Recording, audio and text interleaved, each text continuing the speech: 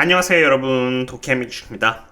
오늘은 구독자님 요청에 따라서 파운드리로 굉장히 유명한 대만의 기업인 TSMC에 대해서 분석을 해보도록 할 텐데요. 이번 분석에서는 TSMC가 무엇을 통해서 매출액을 벌어들이는지, 즉 비즈니스 모델을 볼 것이고요. 많은 투자들은 TSMC를 대상으로 중국이 침공할 것이라는 공포심을 갖고 있는데 왜 이것이 과장되어 있으며 전쟁이 일어날 확률이 왜 매우 적은지, 그리고 마지막으로 밸류에이션에 대해서 알아보도록 하겠습니다. 그럼 시작하겠습니다. 그리고 이렇게 좋아요를 눌러주시면은 제가 꾸준히 채널을 유지하고 분석하는데 큰 도움이 되니 많은 도움 부탁드립니다.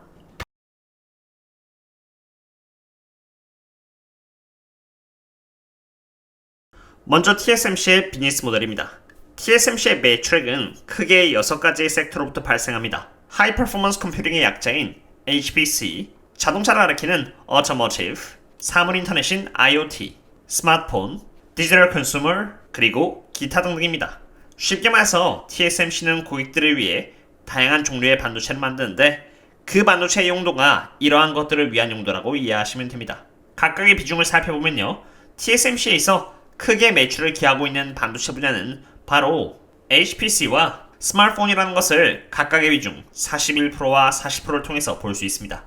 그런데 여기서 중요한 것은 이러한 플랫폼 내에서도 어떤 플랫폼이 큰 성능을 보여주냐는 것인데요. 높은 성능을 보여주는 섹터는 바로 HPC와 자동차 쪽인데, HPC 쪽은 평소부터 강한 매출액을 보여줘 왔으니 그냥 그렇다 치더라도 확실히 많은 자동차가 전기 자동차로 전환이 되면서 많은 반도체가 필요하게 되었고요. 이에 따라서 차량용 반도체가 지난해 대비해서도 아닌 지난 분기 대비해서 26%나 성장해줬다는 것은 TSMC에게 있어서 장기적으로 좋은 캐시카우 역할을 하게 될 것이라고 생각합니다. 그럼 TSMC는 어떠한 고객들을 유치하고 있는지를 보도록 하겠습니다. TSMC에게 생산을 맡긴 탑 10 회사는 다음과 같은데요. 가장 높은 비중을 차지하고 있는 기업은 단연코 애플, 그리고 그 다음은 AMD, 퀄컴, 미디어텍, 엔비디아, 브로드컴, 그리고 TSMC의 경쟁사라고 할 수 있는 인텔 또한 TSMC에게 반도체 생산을 맡긴다는 것을 볼 수 있습니다. 굉장히 많은 고객들을 유치해놓고 있다는 것은 TSMC에게 있어서 아주 좋은 부분이죠.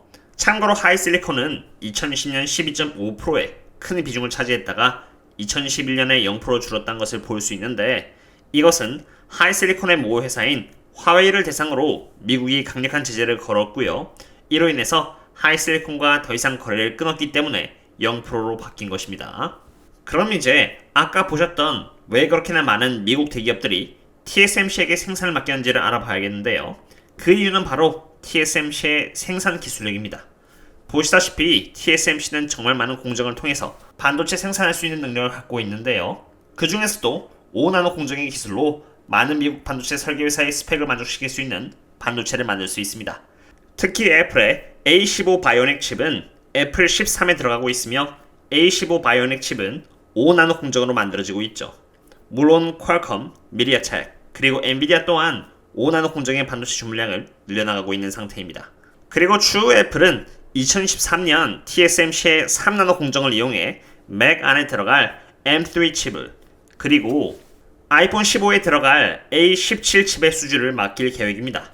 이렇게 높은 생산 기술을 갖고 있는 것 외에도 TSMC는 오직 생산만을 담당하는 파운드리를 담당하고 있기 때문에 다른 반도체 회사들과는 경쟁을 하는 것이 아닌 그저 서포트를 하는 역할을 자청했습니다. 삼성과 인텔 또한 파운드리를 하고 있고 더 키워나갈 계획을 하고 있지만, 삼성과 인텔 모두 다른 반도체 회사들의 경쟁 상대가 될 수 있기 때문에 생산만을 담당하는 TSMC를 더 선호하게 된 것입니다.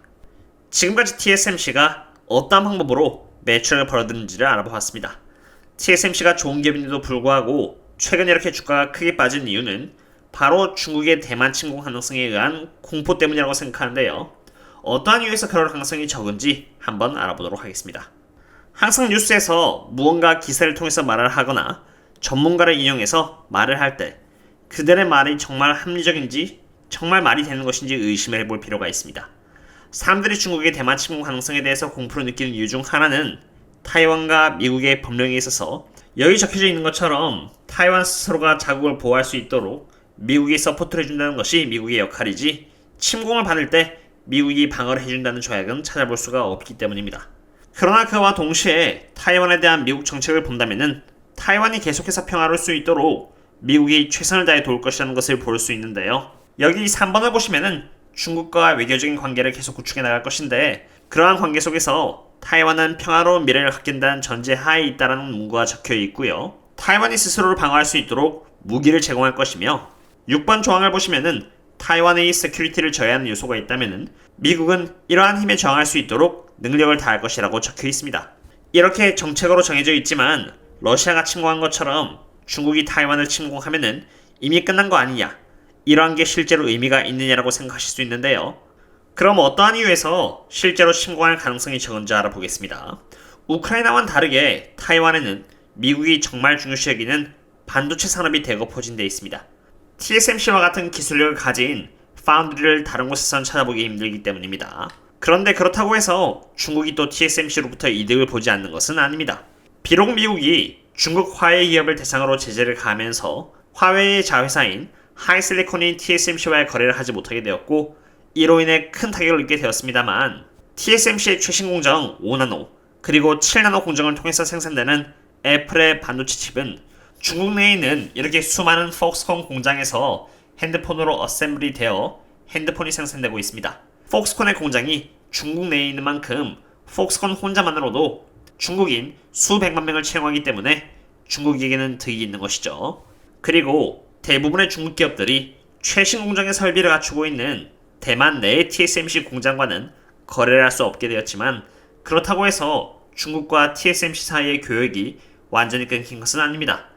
여전히 16나노 공정 그리고 그 이상 큰 사이즈의 공정은 중국 내에 있는 TSMC 공장 내에서 만들어지고 있고 이러한 부분은 중국 기업들과 거래가 되고 있습니다. 실제로 TSMC 차이나 TSMC 난징에서는 5.62 빌리언 위안화가 중국에서 매출액으로 발생하고 있습니다.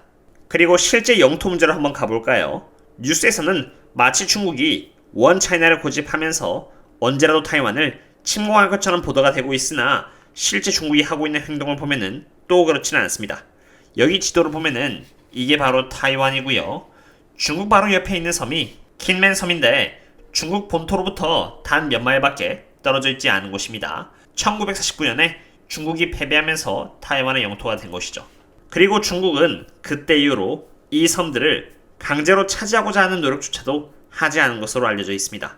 타이완은 그렇게 차지하고 싶다고 하고 있는데 실제로 바로 가까이 있는 섬은 터치도 하고 있지 않은 것이죠. 그럼 이제 타이완이 스스로를 방어할 수 있는 능력을 갖추고 있는지 없는지 혹시나 모르니까 한번 알아보도록 하겠습니다. 우크라이나와는 다르게 타이완은 훨씬 잘 사는 나라이며 많은 돈을 국방에 쏟아붓고 있는 나라 중에 하나입니다.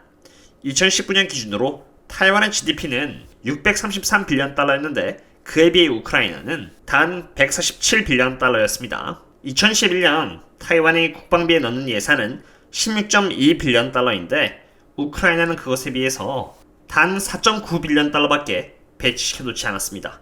게다가 미국은 이미 타이완 내부에 Patriot Air Defense Missile System과 F-16 그리고 F-5 파이터의 전투기를 배치시켰고요.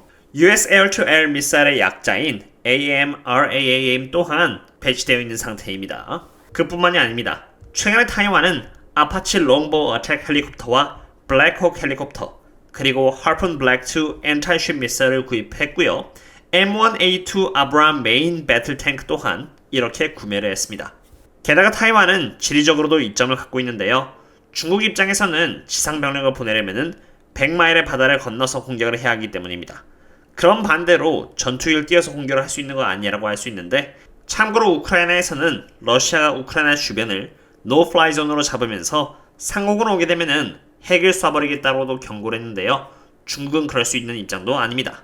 지금 보고 계시는 이 자료는 2022년을 기준으로 각 나라마다 얼마나 많은 핵을 갖고 있고 바로 핵무장을 할 수 있는지를 보여주는 지표인데요. 중국은 350개의 핵탄두를 갖고 있는 것으로 알려져 있으나 미사일에다가 핵을 넣어서 띄울 수 있는 디플로이드 상태는 없는 것으로 알려져 있습니다. 실제로 디플로이드가 없죠. 그에 반면 미국은 갖고 있는 핵탄두만 해도 5428개가 되며 미사일에 장착해서 날릴 수 있는 핵은 1644개로 전략적으로 사용할 수 있는 핵은 러시아보다도 많습니다. 중국과 비교할 바가 안 되는 것이죠. 미국이 중국을 대상으로 노플라이 존을 지정하면 했지 반대로 중국이 러시아와 같이 타이완의 영해에다가 노플라이 존을 지정하고 핵을 쏴버리겠다라고 협박할 수가 없는 상태인 것입니다. 이런 정황을 종합적으로 봤을 때 아예 전쟁이 일어날 확률이 없다고 말을 못하지만 적어도 그 가능성은 희박하다고 생각합니다. 전쟁의 가능성에 대해서 알아보았으니 이제는 밸류에이션에 대해서 알아보도록 하겠습니다.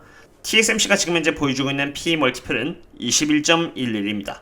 그러한 상태에서 TSMC는 2021년에 17%의 EPS 성장률을, 2022년에는 30% 성장할 예정이고요. 2023년에는 11%, 그리고 2024년에는 18% 성장할 것으로 예측이 되고 있습니다. 이렇게 해서 봤을 때 2011년부터 2024년까지 TSMC가 보여줄 CAGR 연 평균 성장률은 20.06으로 지금 21.11 PE 멀티플과 비교했을 때는 아주 약간 보수적으로 봤을 때는 고평가인 셈입니다. TSMC는 사실 오랜 기간 동안 이렇게 고평가 영역에 머물렀고요. 바로 그러한 이유에서 오랜 기간 동안 행보를 해오다가 이제 다시 저평가에 가까운 구간으로 내려오게 된 것입니다. 지금 아주 살짝 고평가인 상태에서 20.06 PE 멀티플 아래로 떨어지면서 얼마나 떨어질지는 저도 잘 모르겠지만 장기적으로 TSMC를 대상으로 투자를 한다는 관점 속에서 본다면은 적어도 오늘을 기준으로 최소 16.8% 정도의 성장률에서 29.5% 정도의 수익률을 갖고 갈 수 있을 것으로 봅니다. 이러한 부분은 어디까지나 보수적인 부분이었고요.